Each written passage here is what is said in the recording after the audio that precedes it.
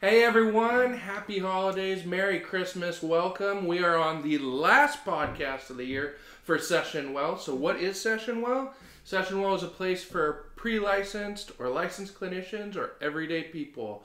We wanted to build a community that we could come together on a podcast and share needed interventions to get us through the days, get us through the holidays, and everything else that's going on. My name is Adam Luke. I am an associate marriage and family therapist. I am on my way to my 3,000 hours, and that's why we have this here. Yes. So I have this wonderful co-host. I'm Judy and I'm also an associate marriage and family therapist, and I'm very close to also finishing my 3,000 hours. I have like 35 hours left. 35? So it's like so close. But we are excited for tonight because we're welcoming back one of our guests from a few podcasts ago. And so she's going to end our 2018 podcast for us. Okay. I'm Robyn Felix, and I'm a licensed marriage and family therapist. So glad to be here with you again. Thank you for having me back. Perfect.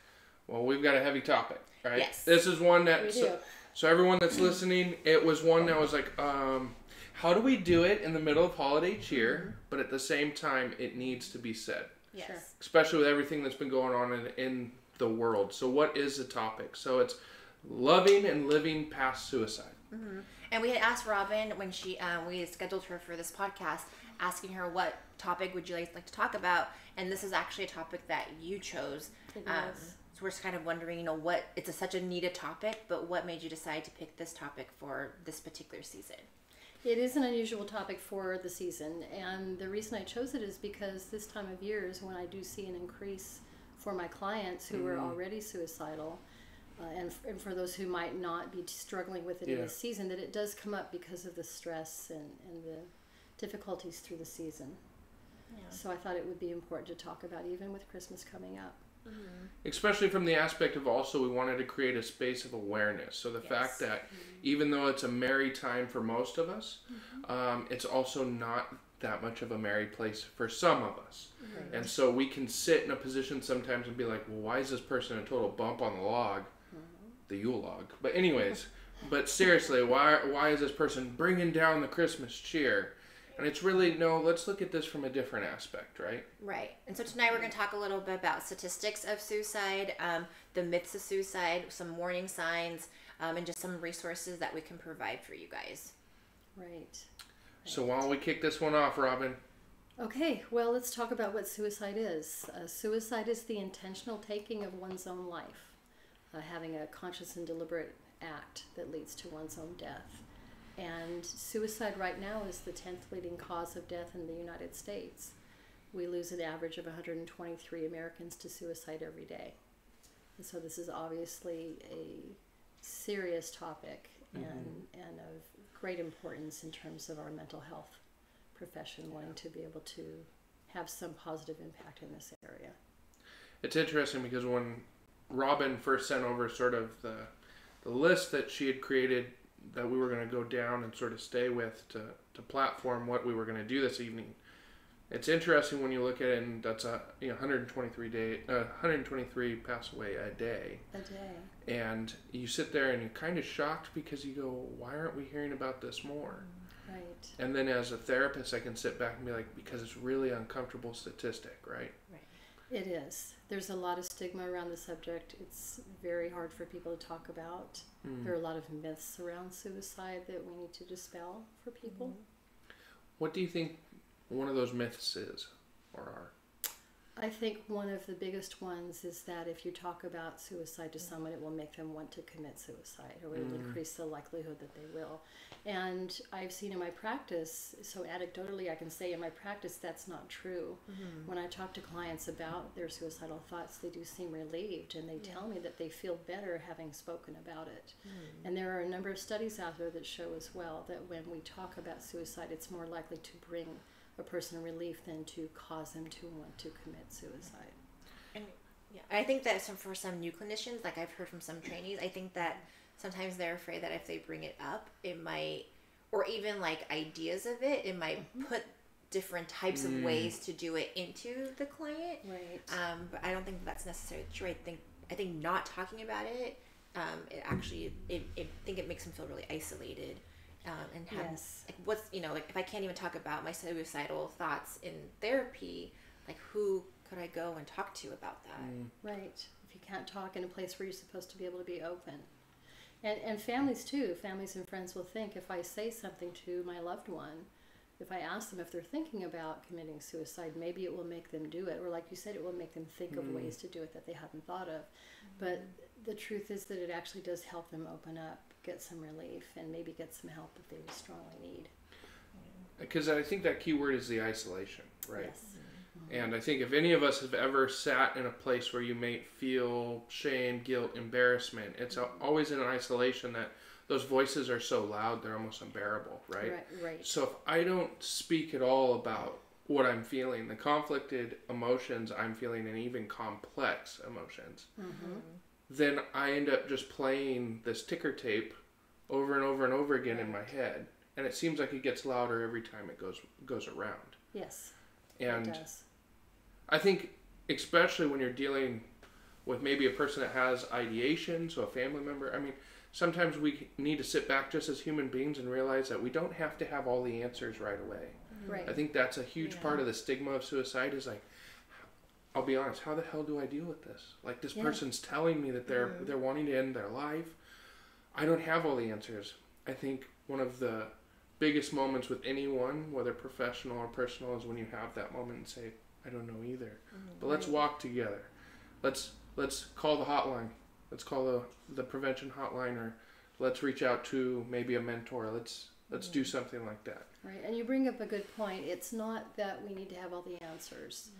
That's not necessarily what's going to help the person, but being able to make that connection, let them know that even if we don't understand where they're at, we can have some level of empathy. We want to be able to be there for them.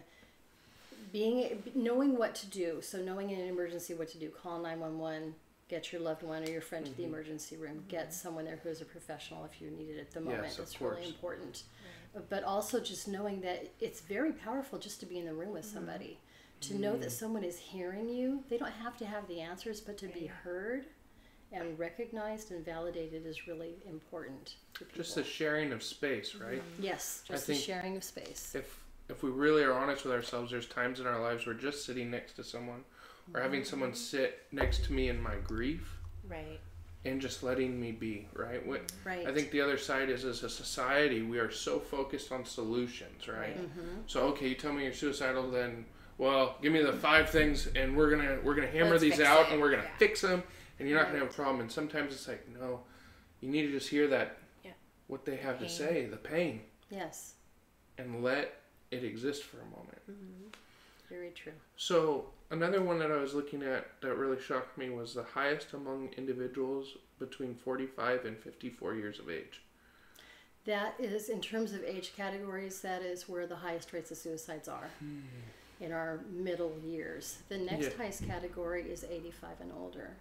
Surprisingly, the lower numbers are in the adolescent to teen range, but the truth is that even one suicide is one too many. Yes. Right. Yeah. There is no, there's no trophy moment to this. They're There's no all acceptable equally number. important. Yes. Do you have do you have any reasons as to why you think it is in that age group? I think there are probably several reasons, but there are two that come to my mind. One is that we're at age 45 to 54, we're at a point where we're looking back on our lives and seeing what we did or didn't accomplish. And sometimes we look back and we're not happy with what we've done. We have regrets about what we could have done better, what we might have done that we didn't do. Like So there's Erickson's that stage. piece, yes, very much Erickson's stage of looking back and realizing that maybe you didn't accomplish what you wanted to accomplish.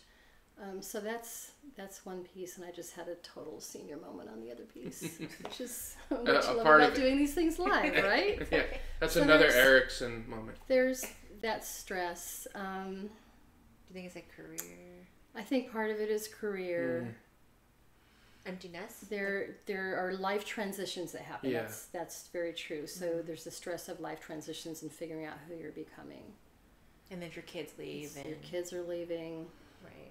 Life is changing. Who are you now? So when I hear you talking about that, I'm hearing sort of a theme of hopelessness, Yes. of I've lost value, Yes. right?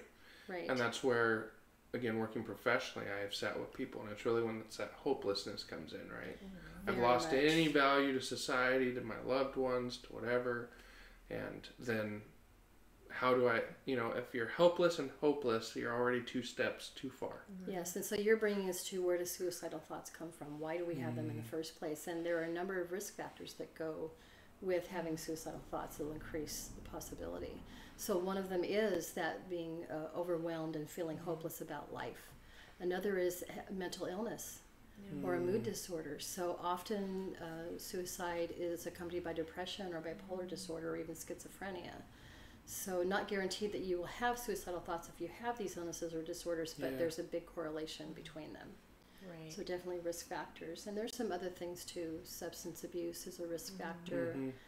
Being diagnosed with a major, especially life-threatening illness.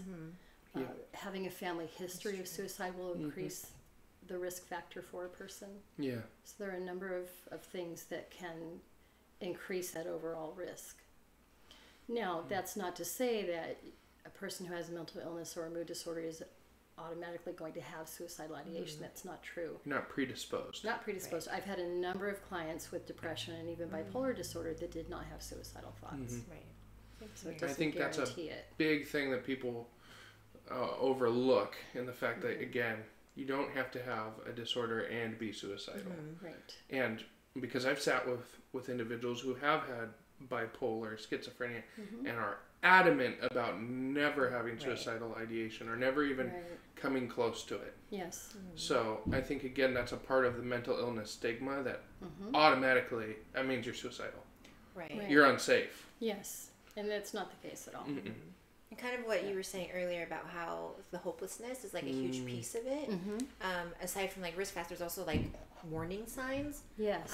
And so I think for me, usually when I'm doing suicidal assessments, I think the hopelessness part is like one of the number one warning signs. Like I always kind of ask clients, like, well, do you have hope for the future? What does life look like for you in 5 years? And if they're very much like, well, I don't see any hope in the future, that's usually kind of a little bit more heightened. Yes. And so I was just curious, what are some other warning signs you've noticed? There are quite a few. That hopelessness is a huge one. Not having a sense of your own future is huge. I also look for whether or not they're isolating themselves from others. Are they connecting to people? Because sometimes when people are moving towards suicide, they will disconnect in preparation for. So that's a big one. I look for whether or not they've lost interest or pleasure in their usual activities. Are they starting to give things away? It's a big one. Are they putting their affairs in order? Are they in some way saying goodbye to people that they love, or telling people for the first time about their feelings for them? Maybe expressing that love that they've never expressed before.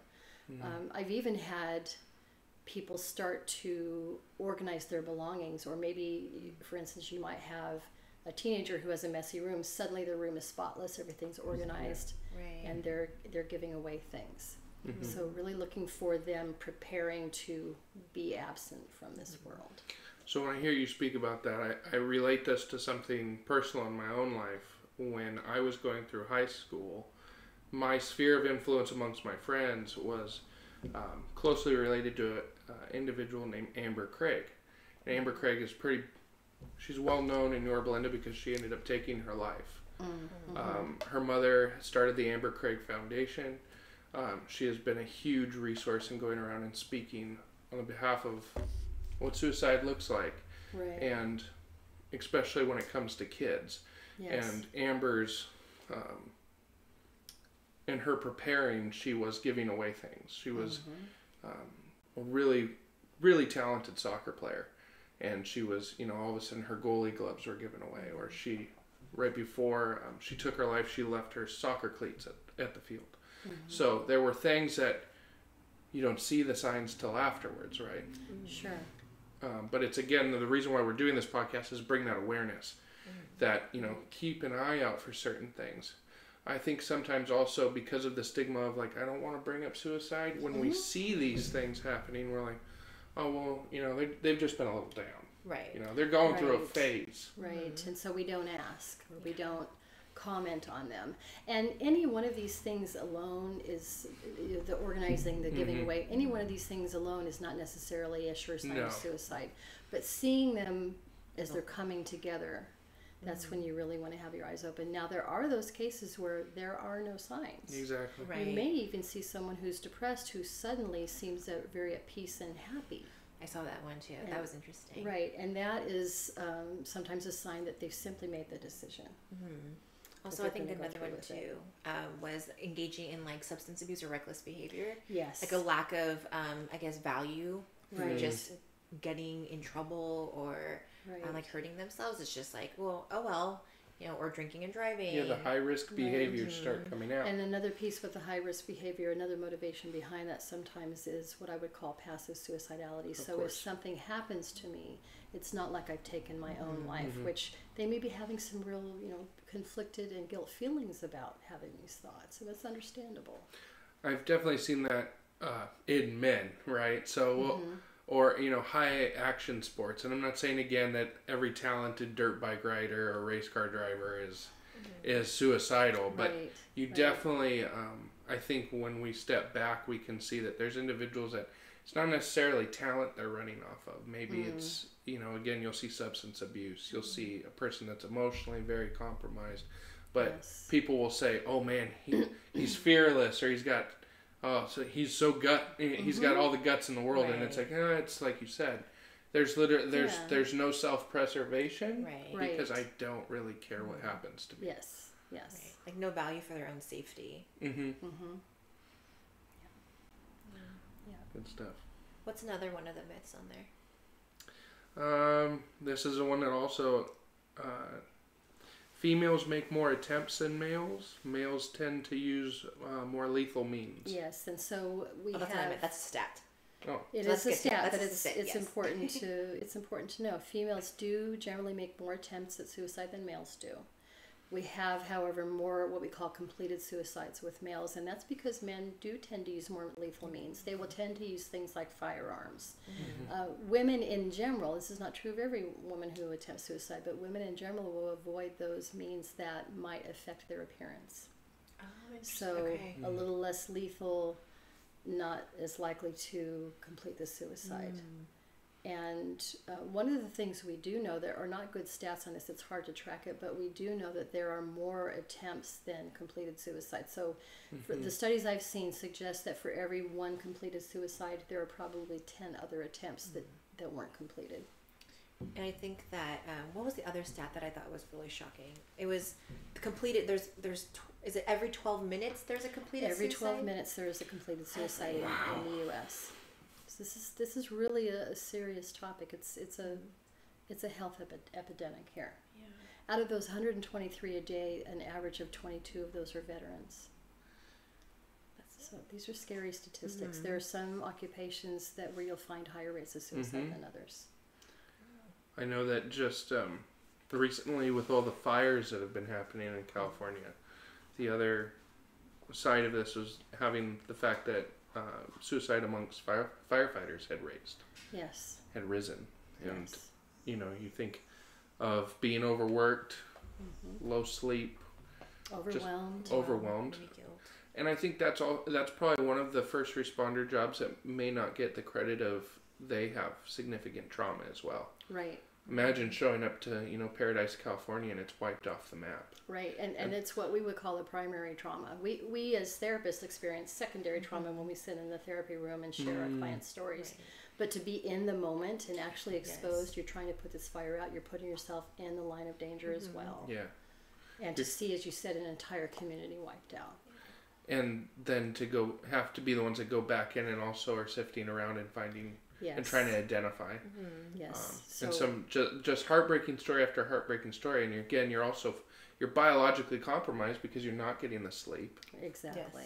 You are in, So you have firefighters, you have police officers, you have all these first responders, medical professionals who are going in to these areas. Right. People who are doing, like you said, the search and rescue teams that are going in after, or the search and recovery teams. This is all traumatizing. Yeah. It's hard enough key trauma. Right, of having us just listen to them like in sessions, but to be actually there and present and witnessing it all. Right. There's just so much on our system.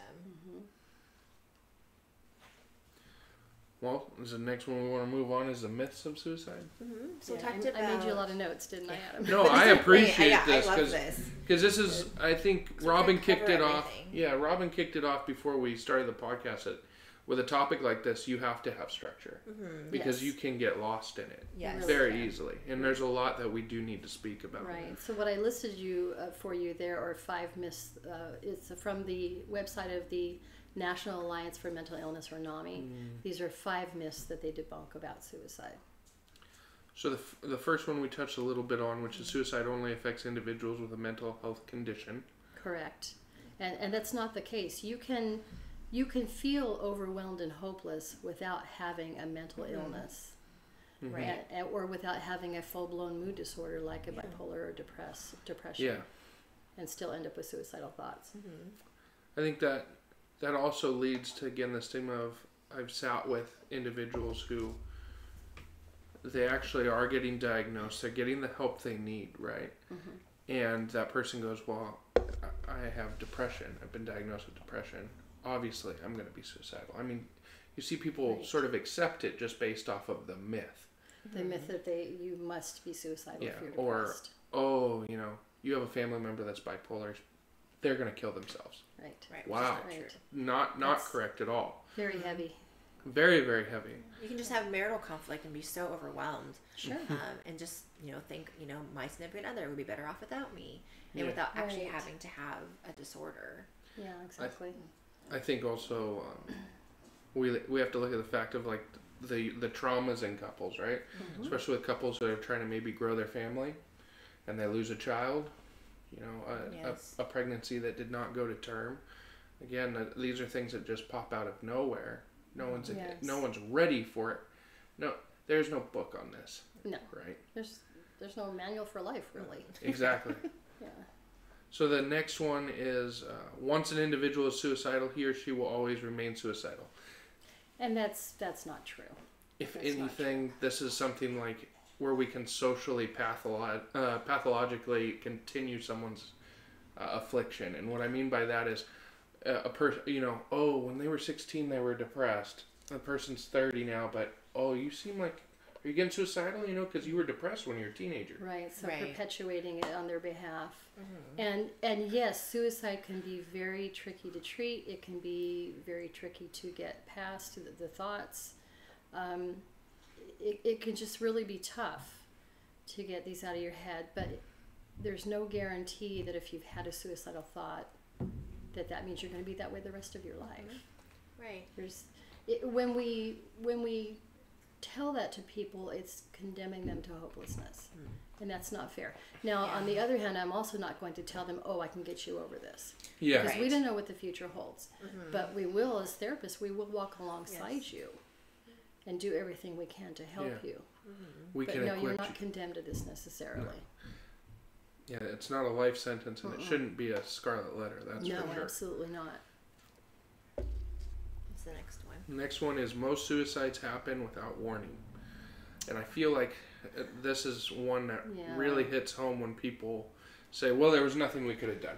Right. Some suicides do happen without warning that people might notice. So there is probably something going on, and it may be that the person was careful to keep their loved ones from seeing it because they didn't want to burden them with it. Yep. So some do happen seemingly without warning, but most of them there are signs, like we talked about. Getting your affairs in order, Right. Isolation. isolating yourself. Some things we didn't mention: gaining access to means for committing suicide. So someone talking about going out and purchasing a gun when normally they're not, a gun owner. Someone taking an interest in a reckless sport, like you talked about. Yeah.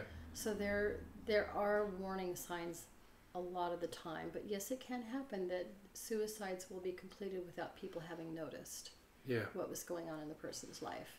It is very tricky, but it's a solvable problem. It's just interesting when you sit back and forth when you go, I can either be hyper vigilant and call it too quickly, or I can I can stay blissfully ignorant of the situation. Sure. And it's that fine line of trying to find the in-between. Yes. The fourth myth is people who die by suicide are selfish and take the easy way out.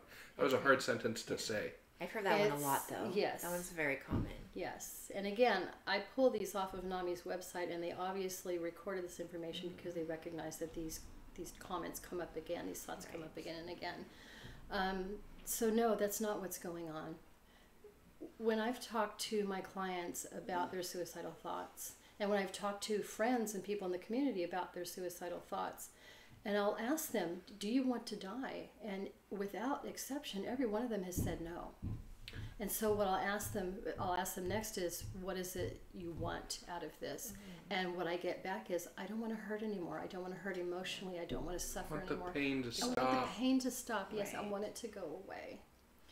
And unfortunately, in whatever situation they're in, in their circumstances, their thoughts have become distorted so that they think that this is going to be the way to relieve the pain.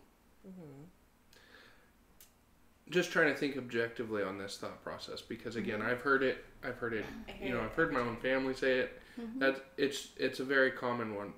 But trying to just objectively look at this in the context that it's said, especially when we say selfish, I can really hear the pain of the individual trying to process their grief. Right. The survivors of this situation. Right. So you lose your family member. The only way I can only justify my anger of this situation, my lack of control, to obviously externalize it again, be like, well, they were selfish. They wanted me to hurt like this. Right. Well, and let's get to, I want to hang on to that for a minute, hold that thought, but I also want to say that, again, the people I have talked to professionally in my life, when I say to them, and what will this do to your family? A lot of the times they haven't even thought of that. Right. And it's not because they don't care, but because they are in such a place of feeling overwhelmed and hopeless that and not thinking about the future, their thoughts hadn't gone there.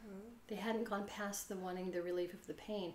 And when I do bring up family and friends, a lot of them say, for them, because of them, if it would hurt them, I would not do this. So it's not about being selfish. They care, but it's about being in such pain that you want it to stop. They're just so consumed. Right. With... And I think the individuals that I've sat with professionally, I've dealt with this with my clients, and in my client's case, I don't know if this is just because of substance abuse and addiction, but they almost, when you do bring up the family or whatnot, it's like, well, so they can go on without me. It's hard because that selfish thing makes me so upset, because it's a lot of times they feel like this is the selfless act, right? I was the branch of the tree that didn't bear fruit, so I am going to self-prune myself. I'm the burden. I'm the burden, and then life's going to be so much greater without me. Right. The one that really broke my heart was an individual that said, well, at least my mom won't have to worry where I am anymore. And you can't tell me he was doing that for selfish means. Right. Yes. Again, that's I lack value. And this is one of the narratives of suicide. It is. It's not that they are making themselves great before they leave us. Right. It's really, they think that this is the only way the world will be better. What's the fifth one? The fifth one is talking about suicide will lead to and encourage suicide. Which is, we talked And about that. again, I've seen in my own clientele, I've seen in my own social networks, I've read the studies that suggest that actually people feel relieved if they're able to talk about their suicidal thoughts or even their suicide attempts. So I would say that is definitely not the truth. Not at all, and I think if we can be really honest about ourselves, maybe we didn't use the word suicide, but if you have ever felt so small in life that you wish to not exist, you were on the cusp of this situation. Yes, exactly. And you know what, I'll be honest, I felt that myself. And again, it doesn't have the S word in it, so it doesn't count. I think if we really were honest as a society, this is something that we all struggle with. We're all Sure. striving for perfection or value or unrealistic Success. expectations. We've all questioned our worth at one time or another. It's part of being Boom. human. Would anyone miss me if I was gone? Yes. Yeah. Matter. Yeah. So then what do you do with those clients? Well, I have a couple of things. Okay. I guess for coping, how do you handle a client that does present with suicidal ideations? And then afterwards, I also want to know what can you say to people that have lost people to suicide? Sure. So coping in terms of the client themselves or someone who's having these thoughts. First thing I would say to them is to be gracious with yourself. Often people feel guilty because they feel like this. They're having these thoughts and they feel like there's something wrong with them. So I would say be gracious with yourself, be kind to yourself. And very important, you need to seek help. If it's emergent, you need to call 911, you need to go to the emergency room if that's possible, or call on someone in your social network who can come to help you. It's very important that we get you safe to begin with. Safety is the priority. You need to seek help with a counselor and go to your physician, because sometimes depression and suicidal thoughts are coming out of a general medical condition you might not know about. So it's really important that you get the help. And maybe that medical condition that you do have is treatable. Right. It's not just survivable, it's thrivable. Yeah, exactly. And it's that help. We do have a comment or a question that I think actually we should cover. Okay. So this is from Amanda Rippey. We had her last Hi, week. Amanda. Hi, Amanda. Being a trainee is so nerve-wracking to have a suicidal client in your room. Right. Due to the increase during the holidays, what do you recommend we do to prepare? And so she is a trainee. What that means is she is seeing people as she's accruing her clinical hours. So Amanda, I'm thinking about a couple of things. One, I'm thinking about how are you going to handle this clinically, and then the other piece, I'm thinking about self-care for the therapist. So being really transparent with your clients, asking them right out if they're having thoughts of killing themselves. And if they say no, then asking those more subtle questions like Judy brought up. Have you had thoughts about just not wanting to be here anymore? Or just wishing you'd never been born? Because those are sort of a precursor. Suicide is not just an on-off thing. It's sort of a continuum. And so you want to look at those pieces. Being really honest with your clients about the need to create a safety plan to draw in their support network. When I have a client who's in that situation, I tend to be a therapist who leads from behind and follows where my client goes. But when they get into these situations, I get a lot more directive. We need a safety plan. Let's double up on sessions. Let's talk about getting you to a physician for medication. So all these pieces that we want to put in place. What's your social network like? Who's going to support you? How would you plan on killing yourself? And can we get the means out of your hands? If it's a knife or a gun or a medication, let's get them out of your house. Unless it's something that you have to take, for your health that you were thinking about taking, because I've had clients do that too. So there's managing it that way, and then as a clinician, staying on top of it every session. It has to be in your plan for every session. It has to be in your plan for the coming sessions. You're going to continually monitor it. Now, because this is a heavy thing, and we talked a little bit about secondary trauma we experience in the therapy room, you have to take good care of yourself as a therapist. You have to, first of all, you have to remind yourself that what your client is going through, regardless of how the outcome, it's not your fault any more than it's their family's fault, any more than it's their fault. So that's really important, not to have that guilt. You have to be able to put it in context. This is their life, these are their choices. I know that sounds horrible, but you have to remember that at the end of the day, you have to go home to your family too, and you have a life that you're living. You need to take care of yourself physically in terms of your health. Make sure you're sleeping enough, eating right, getting exercise, getting rest, having some creative time, some downtime for yourself. So again, really staying on it, being very directive with the client, clinically managing it, but also taking care of yourself as a person. Just to add on to that, you covered some of it. What I've also had this other way of, like you were talking about, suicide is not a light switch, right? And so sometimes the first thing I've done when I've had a client actually invite me into that process with them is I've thanked them. Yes. You know, thank you for having the courage to tell me this, and then also thank you for trusting me with this. Yes. Because there is a weight to that. The next thing is, you know, going into, okay, so when someone says, oh, I've never thought of suicidal ideation, but you still have that feeling, you can say, well, have you ever thought what you would possibly do? Because just because a person says, oh, no, I've never thought of suicide, you'll be surprised how many might have a plan. Right. And that is just, again, another sort of window into how we compartmentalize ourselves. I would never commit suicide. Do you have a plan? Well, yeah, I would do it this way. Right. And I can remember when I was working with community mental health, working with a child, and then finding out like, oh wow, no, you do, but the definition to you is different. Exactly, which is why you find different ways to ask the question. Yeah, you know, because there was a plan, there was a means. Yes. You know, we were just sitting waiting for a desire to pop up. Right. So, thank you, Amanda, for asking. Good question. And I think sometimes clinicians, like, so a lot of us go on vacation during this time too, or our counseling center is closed for 2 weeks, and just making sure that we're properly equipping, I guess, our clients with the right tools, or just making sure, you know, we're still available, or here's another clinician you can call if needed, just so they kind of feel still supported and not that everything just closes for 2 to 3 weeks. Because of the holidays. Exactly. And that's important, and it's part of best practice in our profession that if we have clients that we're treating and we are going to be absent from the clinical setting for a period of time, that we've created a backup plan. They know who they can call in an emergency. I always, when I travel anywhere outside the area, I'll ask another clinician I know to look in on my cases. I'll trade phone numbers, make sure that any of my clients who are in high-risk situations know who to get a hold of. It's very important. And planning ahead of time, it's really important to be consistent with your clients so that they have that stability. They know what's coming. They know what to expect when you're gone. Because being in this moment of suicidal ideation, I have nothing but destabilization, right? Yes. And so that's another part of, as a clinician, you need to really search yourself to find out, do I have the ability to work with this person? And it's not just abandonment of like, oh, I don't want these people on my case. It's the idea of like, okay, do I have the time and space needed? Because this is not just going to be a client I see for 15 minutes and I walk away for the week.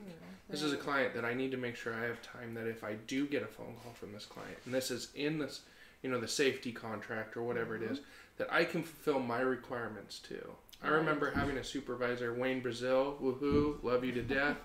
And I was going to go on a 3-week vacation. I had a gentleman that I was with that we were working through this stuff. And I remember one of Wayne's things that I will always use was also when in planning, like, hey, we have someone you can reach out to. We almost did a soft hand out that never worked. Yes. And what I mean by that is we actually had that other clinician come in. We had a session. We talked about the stress and all the anxiety and everything that we were going through, so that, again, if my client needed to reach out, it wasn't just calling a voicemail, right? It was someone they met, they connected with. So, again, you have to get the releases and all that other stuff, but I really suggest if you are going to have an absence, make it so it's easy to reach out, right? And I also try to just hone in on the fact that no matter where they are, if they need to make the phone call, I will try to get back to you within the hour. You are never going to inconvenience me. Exactly. We're not going to abandon you. So if we can just recap a little bit on what people can do when they're having those thoughts. Yeah. So getting your self-help, especially in an emergency situation, getting into a counselor, getting to see your physician, creating a safety plan with your therapist, talking to your social network, talking to your friends and family, whoever you can trust. Maybe it's a pastor, maybe it's a colleague. Carry 3 numbers in your wallet of people you can call in the middle of the night if something goes wrong or if you're having these thoughts. And my rule with my clients is I tell them, don't just call one. You have to call all 3. So you can't do anything until you've talked to all 3.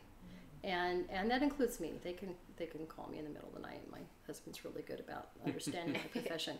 So these are important things. And then learning to identify what triggers your thoughts and how you work with your therapist on how you can shift those thoughts into something else or get away from the trigger.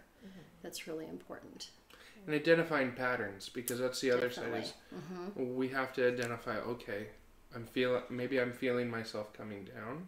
Maybe I can watch myself isolate. And believe it or not, as much as people like to say, like, oh, everyone's self-aware, we aren't. No. You know, maybe I'm not paying attention to the fact that, like, oh, I am isolating, or I did have a plan to go out tonight, but I don't want to. Right. But I do want to drink. Or I do, and so we can, okay, again, from a psychodynamic perspective, we start reality testing, right? Like, why is this? But again, you sit with your therapist and you will build this in. What are my triggers, but what are my patterns to self-defeating behaviors? And a really important thing, because I like to work from a strengths perspective, what have I done in the past that's helped me get away from the thoughts, or helped me move away from wanting to attempt? I can't help but feel like when you said that, it completely changed that narrative, right? Okay. Which is exactly what we want to do. Right. Working from the strengths, not from the failures. Right. Recognize the weaknesses or the opportunities for growth, but really use those strengths that you have to be able to help you out of a situation to be successful in this. And Judy, you brought up coping. How do we cope when a suicide we talk about suicides being completed. Yes. When someone has died from suicide, those of us who are left behind. And I've known really other clinicians, friends, people that have lost really important people to them to suicide. Like even just working at the high school I met, there was, I think it was 3 years ago, we had a student that, like we actually, in our district alone, we've had a teacher commit suicide where she actually had hung herself in her classroom. I remember that case. And so that was a huge thing in our district. And I think it was students that had found her the next morning. So that was a big one. A couple years ago, a student, it was like he had passed away. It was rumored that maybe it was like self-inflicted. It was a kind of like it's not, we're still not quite sure. But a lot of rumors and those kinds of things had gone around school. And so it's like, what do you do with the survivors of people that have lost someone to this, and clinicians have lost clients. Yes, and therapy is a professional relationship, but it's still a relationship. We make these human connections with clients. You know, we in our own lives like you said, we lose people. I have one family member that did complete suicide. I have another who's made several very serious attempts and thankfully survived each one, and is one of those people who has now reached a point in their lives where no, they're not feeling suicidal. So it can happen. But what happens when you're the one left behind? So what do you do? How do you deal with this? And the first thing I would say, just like I said about someone who's made an attempt or is having these thoughts for themselves, be gracious with yourself. Yep. This is not something you caused. This is not something that's your fault. This is something that happened. And so be gracious with yourself, just like you would be gracious with anyone else who's going through it. Know that you're going to experience all kinds of emotions. You could go to sadness, anger, frustration, confusion in a matter of minutes. So you're going to experience what we call the stages of grief, and you may not hit all of them. You may go through them again and again. Just know that it's going to take time. It could take a long time to heal. Healing is a slow process. It's not a straight line. There will be setbacks at times. And one thing in particular that I want people to understand, if they've survived a completed suicide, if they are the one who's still here, is that there are going to be very painful moments when you're remembering things that were important to the two of you, or things that were just that connected you. So be aware, especially that year of what I call the year of firsts, the first experience of each event or season of the year without your loved one. It's also difficult on the anniversaries. I have a lot of clients who talk to me about people they've lost to suicide and how difficult the date is as it approaches each year. So that's pretty tough. But again, just be gracious with yourself. Know that healing can happen. It will be very slow. Realize that people often don't know what to say, and a lot of people don't understand it, so I would suggest reaching out to support groups. There are 4 websites I think that we have listed that all have links to support groups across the country. So I think it's good to talk to someone who's been through an experience like this, because they do understand something of what you're going through. And I think also to combat the one strongest narrative of individuals that are thinking of committing suicide, completing suicide, is that no one cares. And that is the most incorrect statement or fact on the planet. Because I don't care who you are, if you're a complete stranger to me, you matter to me. Right. And there are people sitting on phone lines waiting for your call if you need to make it. You know, get it, like you said, get to support, and support is everywhere. It is. You just have to know how to find it. I believe we've been running the national suicide hotline as we've been talking. The 4 websites that we have up also have links to help. Yes. And they're 24 hours, I believe. Yes. Yep. The national hotline is 24 hours, 7 days a week, every day of the year. And then just to know you're not alone. Right. You know, you may feel alone, but there's so many of us out here that we want to walk with you in this season, and just know that, like Robyn said, reach out. There's some, like, people care. We care. And sometimes, and on the other side of it, sometimes you may not know that some small kindness that you've done for someone has had an impact on them at a low point in their lives. Yeah. So being kind to strangers and being kind to the people you love is important too. I like your whole perspective of being graceful with ourselves, and sometimes we need to change that and be graceful with everyone. Yes. Like you said, what is the power of a smile to a person who feels like they can't be seen? In a society that we don't necessarily value eye contact anymore, have eye contact, say hello, and mean it. You know, tell them to have a good day when they step out of the elevator. Yeah, exactly. I mean, if we could put more positive in this world than negative, we're on the track somewhere.